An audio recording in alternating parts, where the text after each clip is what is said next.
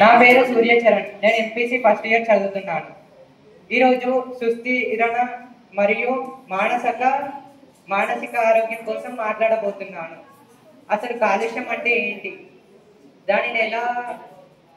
దానివల్ల కలిగే నష్టాలు ఏంటి, దానిని ఎలా తగ్గించగలం అనే దానికోసం చెప్పబోతున్నాను.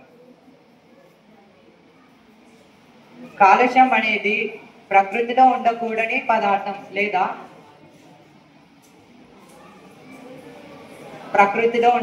పదార్థం లేదా అధిక మోతాదులో హానికరమైన పదార్థాలను ప్రకృతిలో కలపడం. ఇవి గాలి మరియు నేల మరియు నీటిని కలుషితం చేసి జీవులకు హాని కలిగిస్తాయి.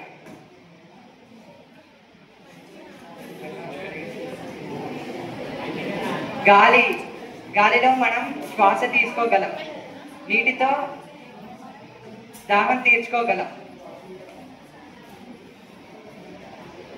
నేలలో పంట పండించి ఆకలి తీర్చుకోగలం. ఇవన్నీ కలుషితం కావడం వల్ల మనిషిలో కెలరా, డయోరియా, బ్రాంకైటిస్ వంటి రోగాలు వస్తాయి.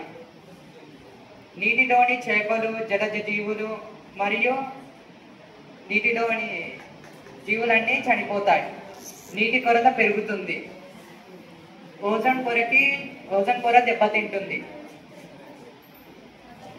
దీని వలన మనుషులు, జంతువులే కాదు, ప్రకృతిలో ఉండే అన్ని దాని మీద ఎఫెక్ట్ పడుతుంది. దీన్ని తగ్గించాలంటే పారిశ్రామిక వ్యర్థాలను శుద్ధి చేసి మాత్రమే నీటిలో కలపాలి. వాహనాల నుండి వచ్చే పొగని తగ్గించేందుకు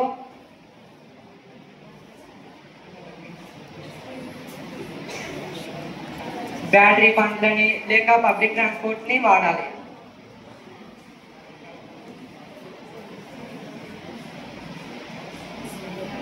నేను చెప్పింది అందరు చేస్తారని అనుకుంటున్నాను. నాకు ఈ అవకాశం ఇచ్చినందుకు ధన్యవాదాలు.